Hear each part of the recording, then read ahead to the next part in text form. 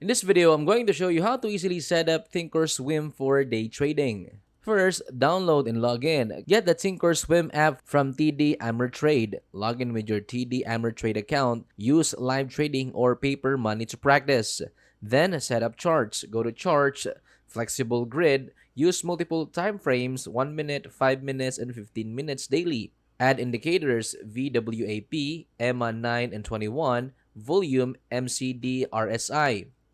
Third, enable Active Trader panel. Click Active Trader on the right. Set order size, buy, sell buttons, level 2 ladder. Perfect for quick order execution. Then, create watch list.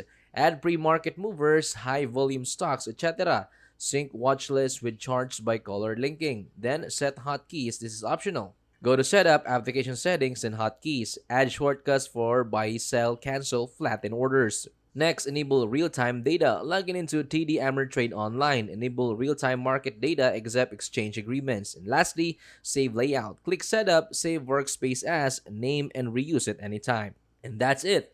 That's how easily to set up Thinkorswim for day trading.